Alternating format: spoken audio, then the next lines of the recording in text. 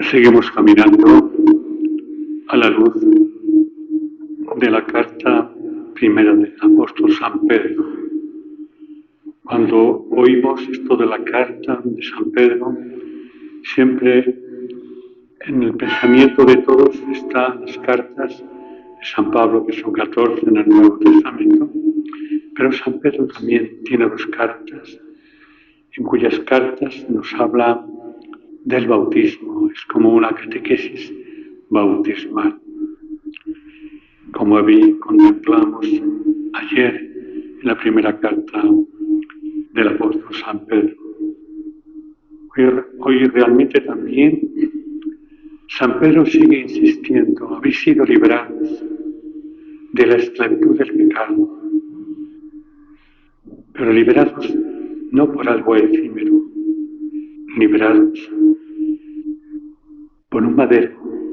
Toda la fuerza del madero que tiene este Cristo, su sangre, nos ha liberado y nos ha engendrado para una vida nueva. San Pedro está insistiendo de que hemos dejado a un lado el hombre viejo, el hombre de la corrupción, diríamos, y que estamos regenerados en el bautismo por Cristo, por su sangre y también por su resurrección y en definitiva por su palabra. La palabra de Dios, como dice, es viva, es eficaz.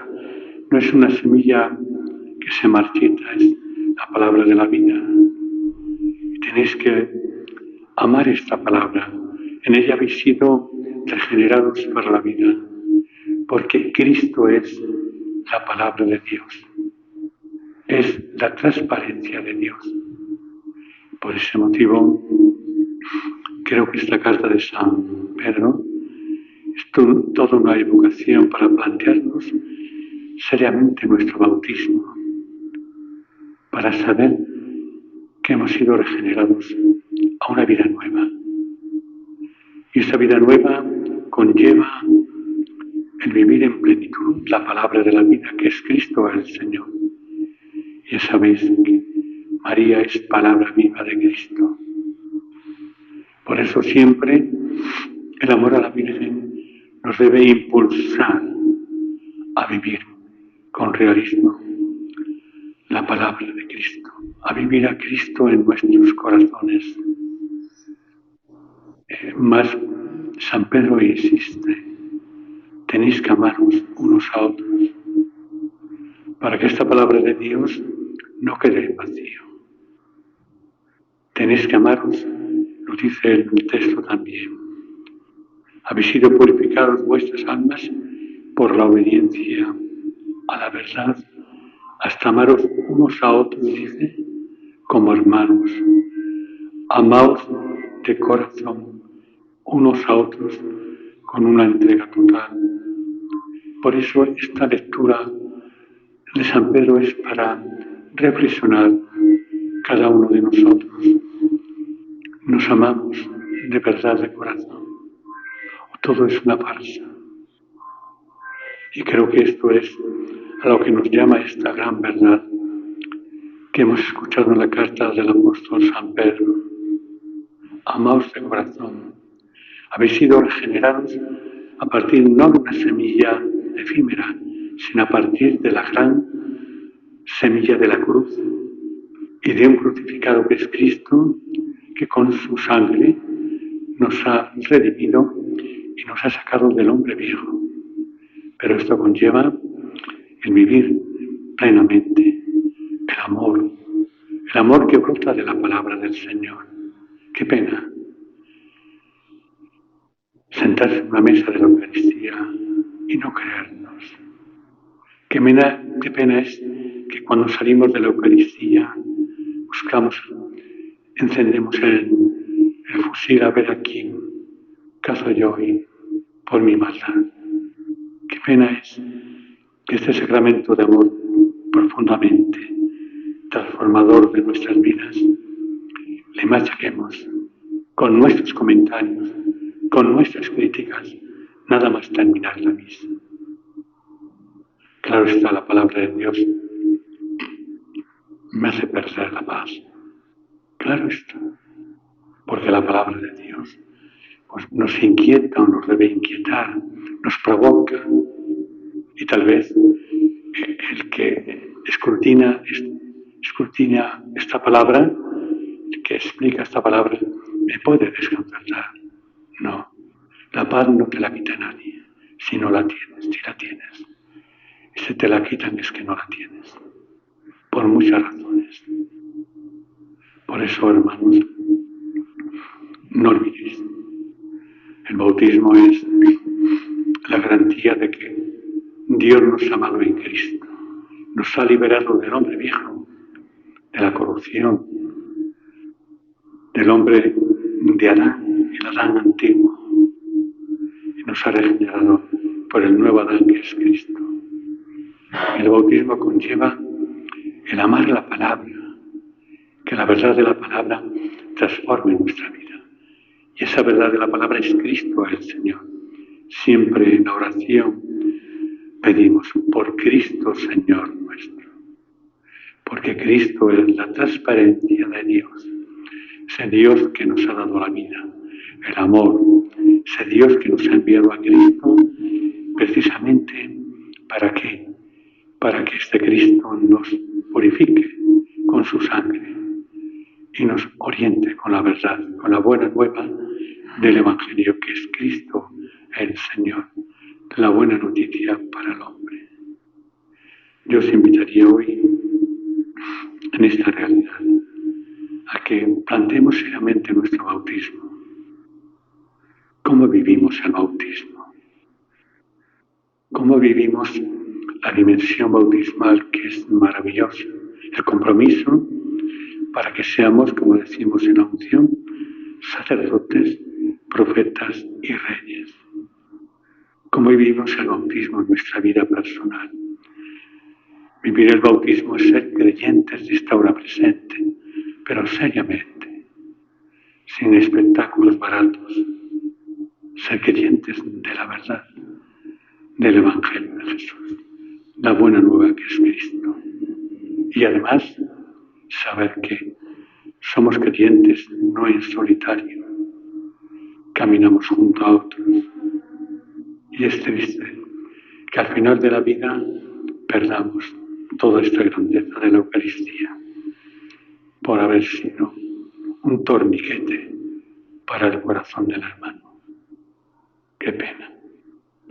Pidamos hoy al Señor, por medio del bueno de San Pedro, que nos ayude a descubrir la grandeza del bautismo y a vivirla, que no es una comedia con agua el bautismo, es regenerar nuestra vida en la sangre de Cristo, en el agua que brotó de su costado, el agua junto con la sangre.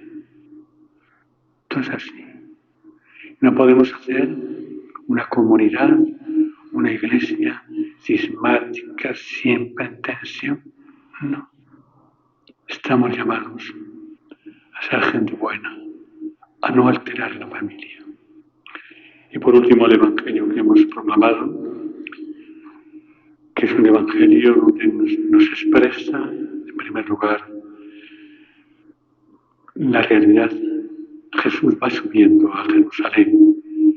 Los discípulos le siguen de cerca, los apóstoles diríamos, y detrás siguen el grupo de seguidores de Jesús.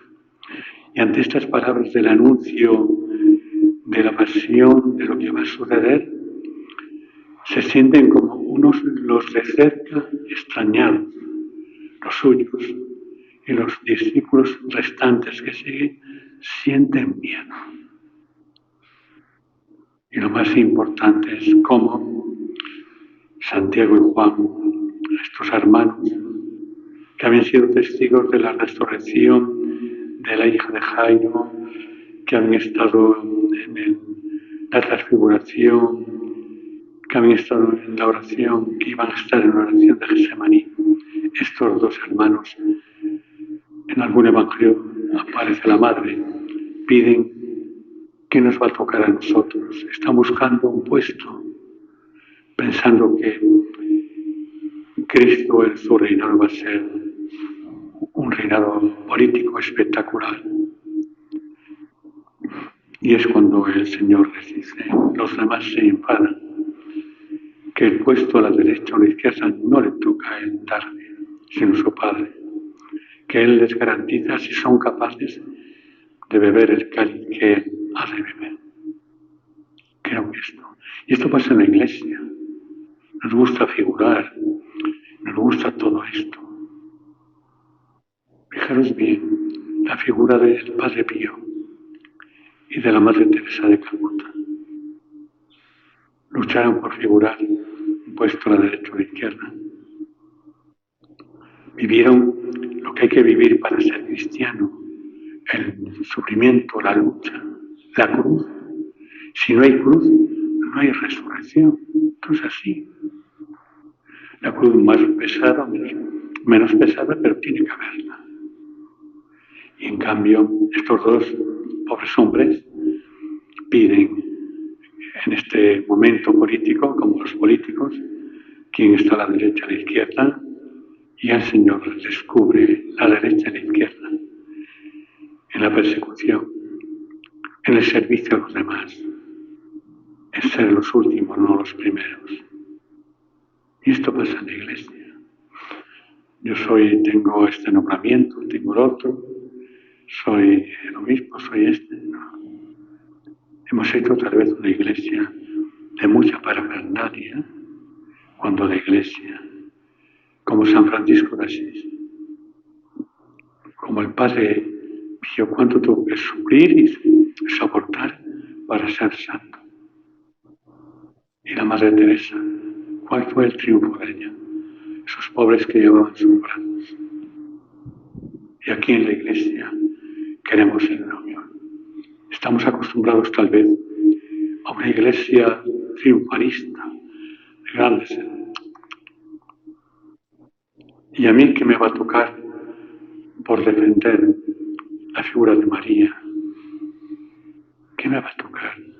¿Qué privilegios? ¿Qué prestigio? Tu defensa y la mía es el servicio, el amor, la conversión. Esto es. Pues que hoy nosotros, a la luz de estos textos, encontremos una razón, en primer lugar, para plantearnos, o replantearnos, mejor dicho, el bautismo que hemos recibido, que no es una comedia con agua, es un sacramento que nos da la vida, que nos da esa regeneración que dice el apóstol San Pedro, con la palabra de la verdad, que Cristo es la verdad del Padre. Y en segundo lugar, que tengamos en cuenta que nuestra religión, vamos a llamarlo así, el cristianismo no tiene escalafones. No. Mirad a San Francisco, miremos al Padre Pío, miremos a la Madre Teresa de Calcuta, quien tenemos cerca también.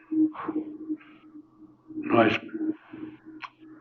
Se acabó aquel cristianismo triunfalista, donde esta gente, como San Francisco, que se desnuda ante la gente, parece no quiere nada de este mundo y se pone aquel hábito de austeridad. Pues nada más, sigamos la celebración siendo hombres y mujeres nuevos por el bautismo y además que si amamos a la Virgen de verdad, sabemos que el amor a la Virgen no tiene privilegios, primero o segundo, no.